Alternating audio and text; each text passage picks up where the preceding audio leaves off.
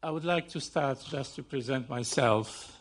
First, I am the former chief of a human rights office of UNAMI and also former advisor to the special representative of Secretary General in Iraq. My job was to monitor the situation of human rights in Iraq in general. And also, before I joined the United Nations, I was the regional director for penal and prison reform in the Middle East and North Africa. So in this capacity, I worked a lot on introducing human rights-based reforms in prisons in the Middle East and North Africa. So really, when I talk about the situation of human rights in Iraq, it's something that I worked on very intensively. And this morning is my very good opportunity to share with you the experience I went through during 3.5 years trying to work towards upholding the rule of law and human rights in a post-conflict situation that you all know about. The reality of the situation of Camp Ashraf is a very dramatic one. Since the handover of the camp in January 2009 to the Iraqi authorities, there are certain standards of human rights and humanitarian principles that were maintained and upheld by the American forces, and access to services, including medical services, were something that the Americans have always facilitated. From the very first day when the Iraqis took over Camp Ashraf, the control of Camp Ashraf, they announced officially, and this is on record, that they will put a policy in place to make the life of the Ashrafis unbearable. So there was a decision of the Council of Ministers announcing that anybody, any person or organization working, assisting, dealing with people of Ashraf will be dealt with under the Anti-Terrorist Act. So this is how they came to ban the visits to Camp Ashraf by journalists, NGOs, parliamentarians, and in fact, even diplomats were banned from visiting Camp Ashraf. I was, on behalf of the United Nations, the person who used to facilitate certain visits of the diplomats for consular purposes, not for monitoring purposes, only consular purposes. I facilitated those visits. Now, the Iraqis have announced since the very beginning that they will terminate the presence of the MEK in Iraq. How to do that? The objective is to close down Camp Ashraf, relocate the residents to another location. A number of them were mentioned during the year 2011, and finally it came to select Camp Liberty. Camp Liberty was a former military base, American base, disused, vandalized, and completely abandoned up till 3rd of December 2011, when the Americans left, the Iraqi soldiers in my presence were actually looting the camp and vandalizing it. So I was witnessing, together with from the UNHCR, to the vandalization of the camp. Now, when I reported that the camp was not suitable for accommodating 3,200 people of Ashraf, I was told that I need to be more positive than that. Reporting negatively is not something that is acceptable for the United Nations. After all, the United Nations is in Iraq to help the government of Iraq. So reporting negatively doesn't help. We have to report positively. How do we report positively? It's by actually doctoring reports and pictures. And you all know that the pictures that were distributed, they do not reflect the realities of Camp Liberty. They were very carefully selected. And they were meant to convince first the Ashrafis that the camp is livable, and second, to convince the international community that the humanitarian standards will be upheld. And we have to keep the international attention away from certain realities like that of the security of the camp. The first assessment we made to the camp was a security assessment. The security assessment underlined the vulnerability of the camp, particularly from aerial attack, missile attack. That report had never been made public. Then there is a second report as an assessment, which is related to the humanitarian standards, human rights and humanitarian standards of the camp. On this, there was a serious consideration how to actually convince the international community that Camp Liberty meets the international standards. An expert, a shelter called shelter expert, was hired. And I'm afraid to say that he was hired with your tax money. At very high cost, he was hired to assess the situation. He came, spent 2 weeks in Baghdad. He assessed the situation. He came to the conclusion that the camp does not meet the standards required.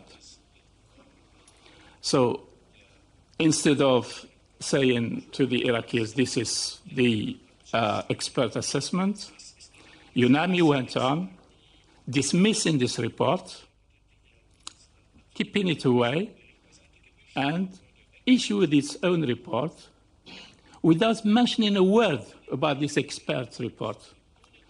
They went on saying that Camp Liberty meets the standards. You are all aware of the UNAMI press release of the 31st of December 2011, where UNAMI declared that, certified that Camp Liberty meets these standards.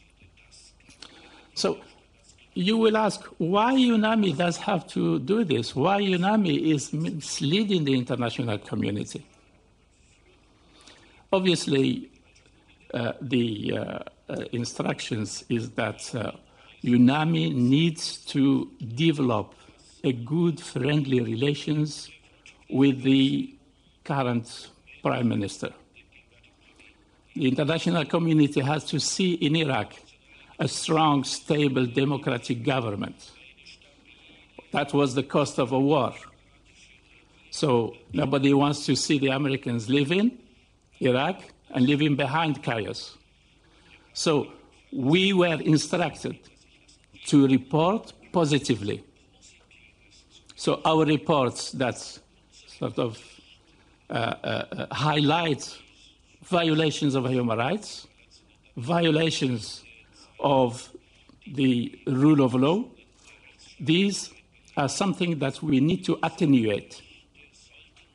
So we always have to underline the progress. And so we did.